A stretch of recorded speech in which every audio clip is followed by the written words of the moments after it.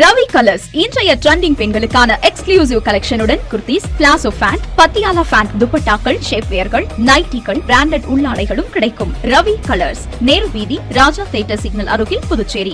வணக்கம். முக்கிய செய்திகள். உலக நன்மை வேண்டி புதுச்சேரியிலிருந்து சிங்கரி கோவிலுக்கு பாத யாத்திரை. ஆயிரக்கணக்கான பக்தர்கள் நடந்தே சென்று வழிபாடு. புதுச்சேரி காவல் நிலையத்தில் மக்கள் மன்றம் நிகழ்ச்சி. தவறவிடப்பட்ட செல்போன்கள் உரியவர்களிடம் ஒப்படைப்பு. வைத்திக்குப்பம் மீனவர் கொலை வழக்கில் தொடர்புடையவர்கள் அனைவரும் கைது. காவல்துறையினர் அதிரடி நடவடிக்கை. போலி மருந்து விவகாரத்தில் நடவடிக்கை எடுக்காவிட்டால் ஆளுநர் ஆட்சி அமல்படுத்த வேண்டும். லட்சிய ஜனநாயக கட்சியினர் வலியுறுத்தல். நம்ம பாண்டிச்சேரிக்கு ரிலையன்ஸ் ஃபேஷன் வேர்ல்ட் வந்தாச்சு. குவாலிட்டியான பிராண்டட் ஆடைகள் கம்மியான விலையில. எங்க தெரியுமா? அண்ணா சாலை ரத்னா தியேட்டர் பக்கத்துல இருக்க நம்ம ரிலையன்ஸ் ஃபேஷன் வேர்ல்ட் தான். இங்க கலெக்ஷன்ஸ் எல்லாமே ட்ரெண்டுக்கு ஏத்த மாதிரி இருக்கு. விழாக்கால சிறப்பு சலுகையாக நீங்கள் வாங்கும் அனைத்து ஆடைகளுக்கும் சிறப்பு ஆஃபர்களுடன் நிச்சய பரிசுகளும் உண்டு. கம்மியான பிரைஸ்ல பிராண்டட் ஆடைகள் வாங்க அண்ணா சாலை ரிலையன்ஸ் ஃபேஷன் வேர்ல்ட் வாங்க. ரிலையன்ஸ் ஃபேஷன் வேர்ல்ட் நம்பர் 460 அண்ணா சாலை ரத்னா தியேட்டர் அருகில், புதுச்சேரி. இனி விரிவான செய்திகள்.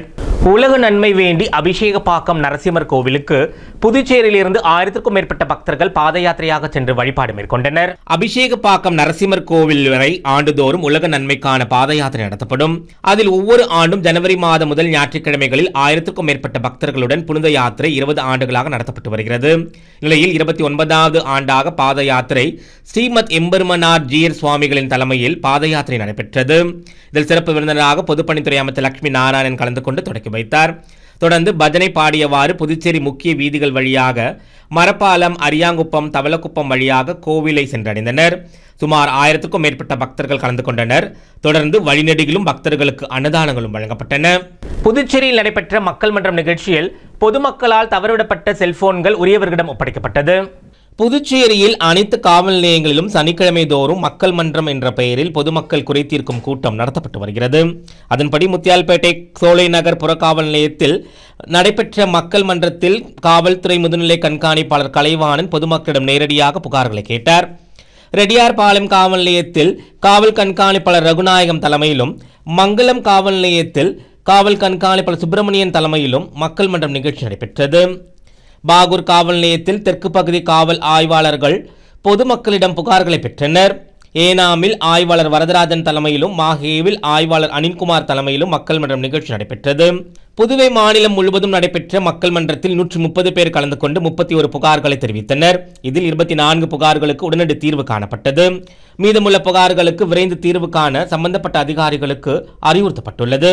மேலும் கோரிமேடு சைபர் கிரைம் காவல் நிலையத்தில் நடைபெற்ற மக்கள் மன்ற நிகழ்ச்சியில் முதுநிலை காவல் கண்காணிப்பாளர் நித்யா ராதாகிருஷ்ணன், ஆய்வாளர் சுரேஷ் பாபு ஆகியோர் கலந்து கொண்டு பொதுமக்கள் தவறவிட்ட 1,60,000 மதிப்புள்ள 11 செல்போன்களை மீட்டு உரியவர்களிடம் ஒப்படைத்தனர். புத்தாண்டு கொண்டாட்டத்தின் போது தட்டி கேட்ட மீனவரை கல்லால் அடித்து கொலை செய்யப்பட்ட சம்பவத்தில் 7 பேரை காவல்துறையினர் கைது செய்து சிறையில் அடைத்தனர். புதுச்சேரி வைத்திக்குப்பத்தை சேர்ந்த செந்தில் என்னும் மீனவர் கடந்த 31ஆம் தேதி நள்ளிரவு 1 மணிக்கு வீட்டின் அருகே நின்றிருந்தார். அப்போது முத்தியால்பேட்டையை சேர்ந்த பவிலன் உள்ளிட்ட 7 பேர் புத்தாண்டை கொண்டாடிவிட்டு இருசக்கர வாகனத்தில் கூச்சலிட்டுப்படி சென்றனர். அவர்களை செந்தில் கண்டிக்கவே பவிலன் உள்ளிட்ட 7 பேரும் செந்திலை கல்லால் தாக்கி கொலை செய்தனர். இது குறித்த புகாரின் பேரில் முத்தியால்பேட்டை காவல்துறையினர் வழக்கு பதிந்து விசாரித்தனர். அதில் கிடைத்த தகவலின் பேரில் ஆரோவிலில் பதுங்கியிருந்த முத்தியால்பேட்டை பவிலன், திலீப், ஆகாஷ், அரவிந்த், தமிழ்மணி, சதீஷ்குமார் மற்றும் கருவடிக்குப்பம் திவாகர் ஆகியோரை மடக்கி பிடித்தனர். அவர்களில் தப்பி ஓடிய பவிலன், திலீப் ஆகியோர் தவறி விழுந்ததில் கை முறிந்தது. இருவரும் மருத்துவமனையில் சிகிச்சை பெற்றனர். அதனைத் தொடர்ந்து 7 பேரையும் காவல்துறையினர் நீதிமன்றத்தில் ஆஜர்படுத்தி மத்திய சிறையில் அடைத்தனர். போலி மருந்து விவகாரத்தில் புதுச்சேரி அரசு சார்பில் விரைந்து நடவடிக்கை எடுக்காவிட்டால் ஆளுநர் ஆட்சி அமல்படுத்த லட்சிய ஜனநாயக கட்சி சார்பில் வலியுறுத்தப்படும் என அக்கட்சியின் தலைவர் ஜோஸ் சார்லஸ் மார்டின் வலியுறுத்தியுள்ளார். புதுச்சேரியில் நடைபெற்ற போலி மருந்து முறைகேடு தொடர்பாக லட்சிய ஜனநாயக கட்சியின் தலைவர் ஜோஸ் சார்லஸ் மார்டின் மாபெரும் பேரணி நடத்திய பின்னர் செய்தியாளர்களிடம் பேட்டியளித்தார்.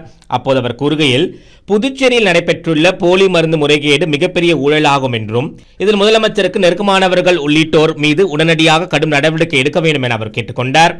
இதுவரை ஒரு வனத்துறை அதிகாரி மட்டுமே கைது செய்யப்பட்டுள்ள நிலையில் இந்த முறைகேடு அதைவிட பல மடங்கு பெரியது என்பதற்கான பல உறுதியான ஆதாரங்கள் உள்ளதாகவும் தெரிவித்துள்ளார். இந்த விவகாரத்தில் 500 கோடி முதல் 1000 கோடிக்கு மேல் ஊழல் நடைபெற்றுள்ளதாக நம்பகமான தகவல் வெளியாகியுள்ளதாக கூறியுள்ள அவர், இவ்வளவு பெரிய ஊழல் குறித்து அரசு உரிய நடவடிக்கை எடுக்க தவறினால் இந்த அரசை கலைத்து ஆளுநர் ஆட்சி அமல்படுத்த வேண்டும் என்பதே தங்களின் வலியுறுத்தல் என்றும் கூறியுள்ளார். இந்த போலி மருந்து முறைகேட்டில் என்ஆர் காங்கிரஸ் மற்றும் காங்கிரஸ் கட்சியினரின் பங்கு உள்ளதா என்பதை முழுமையாக விசாரிக்க வேண்டும் எனவும் அவர் வலியுறுத்தியுள்ளார். பல ஆதாரங்கள் இருக்கும் நிலையில் நடவடிக்கை எடுக்க அரசு ஏன் தயங்குகிறது என்பது புரியவில்லை என கேள்வி எழுப்பியுள்ள அவர், எனவே இந்த விவகாரத்தை சிபிஐ, அமலாக்கத்துறை மற்றும் ஓய்வு பெற்ற நீதிபதி தலைமையிலான விசாரணை குழுவுக்கு ஒப்படைத்து முழுமையான மற்றும் வெளிப்படையான விசாரணை நடத்த வேண்டும் என அவர் கேட்டுக்கொண்டார். புதுச்சேரியில் சாலைகளை சீரமைக்காததை கண்டித்து சமூக ஆர்வலர் சுத்தம் சுந்தரராஜன் நடத்திய நூதன போராட்டம் தற்போது சமூக வலைதளத்தில் பலரின் கவனத்தை ஈர்த்துள்ளது. புதுச்சேரியை சேர்ந்தவர் சமூக ஆர்வலர் சுத்தம் சுந்தரராஜன். இவர் புதுச்சேரியில் நடக்கும் பல்வேறு அவலங்களை அரசின் கவனத்திற்கு கொண்டு சென்று மக்கள் பணி செய்து வருகிறார். நிலையில் புதுச்சேரியில் கடந்த சில தினங்களுக்கு முன்பு பெய்த கனமழையால் புதுச்சேரி நகரப்பகுதி மற்றும் புறநகர் பகுதியில் உள்ள அனைத்து சாலைகளும் ஜல்லிகளும் பெயர்ந்து குண்டும் குழியுமாக காட்சியளிக்கிறது. இதனால் சாலையில் இருசக்கர வாகனத்தில் செல்லும் பொதுமக்கள் விபத்துக்குள்ளாகி வருகின்றனர். ஆனாலும் இதுவரை பழுதடைந்த சாலைகளை புதுச்சேரி அரசு மறுசீரமைப்பு செய்யவில்லை என்பது குறிப்பிடத்தக்கது. இதை கண்டிக்கும் வகையில் உடனடியாக சாலைகளை செப்பனிட வலியுறுத்தி சமூக ஆர்வலர் சுத்தம் சுந்தரராஜன் பூமியான்பேட்டை அருகே குண்டும் குழியுமான உள்ள சாலையில் சாதத்தை கொட்டி சாம்பார் ஊற்றி பிசைந்து சாப்பிட்டு சாலையில் மோசமான நிலையை அரசுக்கு தெரியப்படுத்த நூதன முறையில் போராட்டம் நடத்தினார். புதுச்சேரியில் பெய்த மழையால் சீர்குலைந்த சாலையை சரி செய்யாத புதுச்சேரி அரசை கண்டித்து சமூக ஆர்வலர் சாலையில் சாதத்தை கொட்டி சாப்பிட்ட வீடியோ தற்போது இணையதளத்தில் வைரலாகி வருகிறது. புதுச்சேரியின் பிராந்தியமான காரைக்காலில் 30 சவரன் தங்க நகை மற்றும் வெள்ளிப் பொருட்கள் அடங்கிய சாலையோரம் கிடந்த கைப்பையை காவல்துறையினரிடம் ஒப்படைத்த அப்பகுதியை சேர்ந்த இளைஞருக்கு சால்வனையிட்டு பாராட்டு தெரிவிக்கப்பட்டது. காரைக்கால் மாவட்டத்தில் ஒவ்வொரு வாரமும் சனிக்கிழமை காவல்துறை சார்பில் பொதுமக்கள் குறைதீர்ப்பு கூட்டம் நடைபெற்று வருகிறது. அதன்படி காரைக்கால் அடுத்த திருநள்ளாறு காவல் நிலையத்தில் காவல் கண்காணிப்பாளர் முருகையன் தலைமையில் நடைபெற்ற பொதுமக்கள் குறைதீர்ப்பு கூட்டத்தில் 30க்கும் மேற்பட்ட பொதுமக்கள் கலந்து கொண்டு புகார் மனு அளித்து வந்தனர். அப்போது அங்கு கையில் பெரிய பையுடன் ஒரு இளைஞர் வந்திருந்தார். அப்பொழுது காவல் கண்காணிப்பாளர் அவரை அழைத்து புகார் குறித்து கேட்டபோது உடனே அந்த இளைஞர் இந்த பை கீழே கிடந்ததாகவும் அதில் முழுவதும் தங்க நகை மற்றும் வெள்ளி பொருட்கள் உள்ளதாகவும் கூறி அந்த பையை ஒப்படைத்தார். இதனை கண்ட ஒட்டுமொத்த காவல்துறையினரும் உறைந்து நின்றனர். பின்னர் அவரை காவல் நிலையத்திற்கு அழைத்து சென்று விசாரணை செய்ததில் நாகை மாவட்டம் உத்தூர் பகுதியை சேர்ந்த மணிவண்ணன் என்பதும் இவருக்கு திருமணமாகி ஒரு பெண் குழந்தை உள்ளதும் தெரியவந்தது. காரைக்காலில் தனியார் நிறுவனத்தில் ஓட்டுநராக பணியாற்றி வருவதும் தெரியவந்தது. மேலும் காரைக்கால் வாரச்சந்தை அருகே சாலையோரம் இந்த பை இருந்ததாகவும் அதில் நகை இருந்தது தெரிய வந்த உடனே அதை எடுத்துக்கொண்டு காவல்துறையிடம் ஒப்படைக்க வந்துள்ளதாக தெரிவித்தார். பின்னர் அந்த பையை சோதனை செய்த காவல்துறையினர் அதில் செயின், மோதிரம் உள்ளிட்ட தங்க உபகரணங்கள் என 30க்கும் மேற்பட்ட பவுன் தங்க நகைகள் மற்றும் 200 கிராம் மேற்பட்ட வெள்ளி பொருட்கள் இருந்துள்ளது. உடனடியாக காவல் கண்காணிப்பாளர் முருகையன் அந்த இளைஞர் மணிவண்ணனை பாராட்டி சால்வை அணிவித்து கௌரவித்து அவருக்கு இனிப்புகள் வழங்கி ஏழ்மையில் இருந்தாலும் நேர்மையாக இருக்க வேண்டும் என்று நினைத்து அவரை வெகுவாக பாராட்டினார். இதனையடுத்து காவல் நிலையத்தில் அந்த நகை மற்றும் வெள்ளி பொருட்கள் யாருடையது என்பது குறித்து விசாரணை மேற்கொண்டு வரப்பட்டுள்ளது. நான் காரைக்கால் சூர்யா ஸ்டீலில் டிரைவராக ஒர்க் பண்ணுறேன்.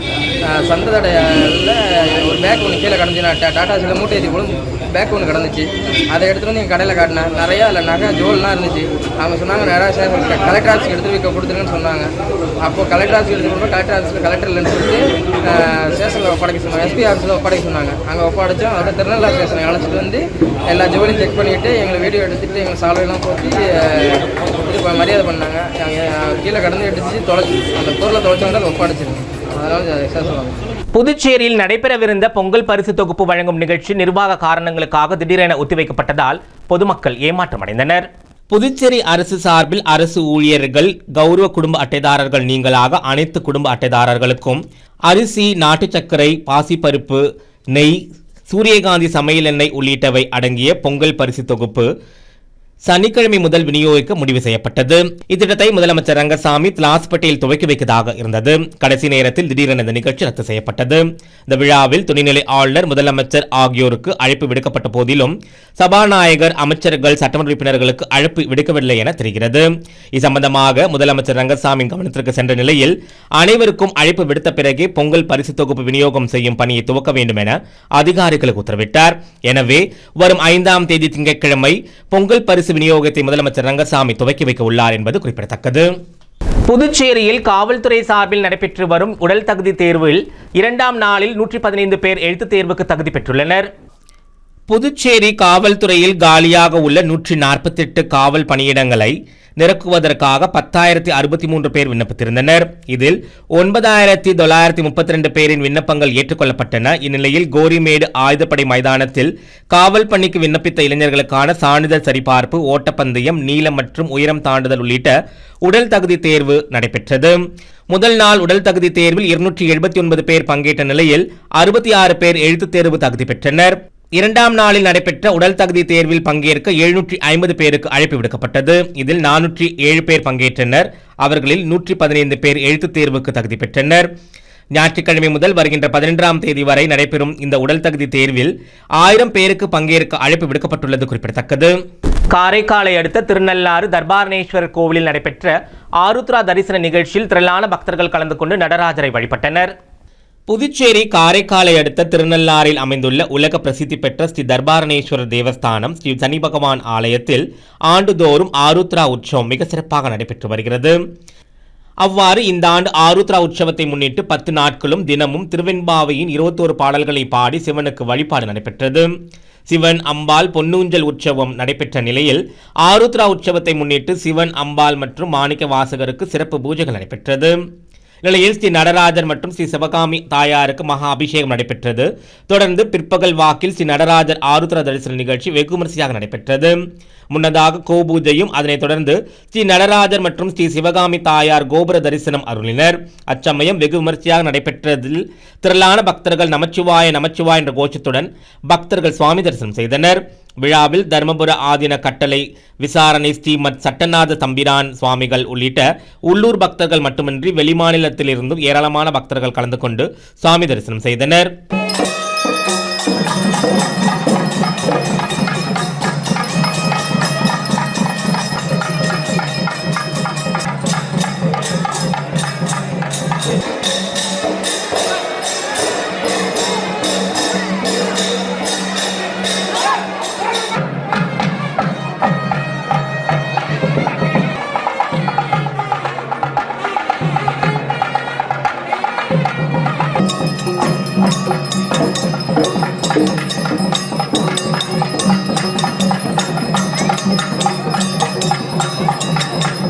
அடுத்து வருவது புதுவையில் இன்றைய தங்கம் மற்றும் வெள்ளி விலை நிலவரம்.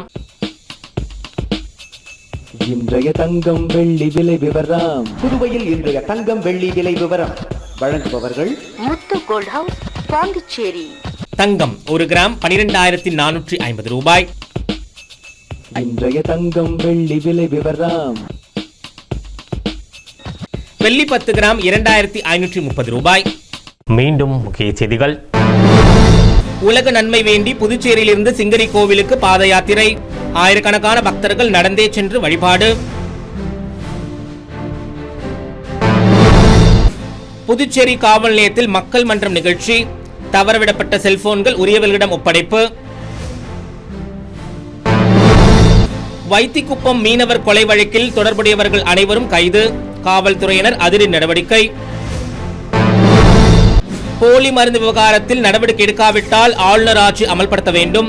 லட்சிய ஜனநாயக கட்சியினர் வலியுறுத்தல். இத்துடன் ஏஎம் செய்தி நிறைவடைந்தன. வணக்கம்.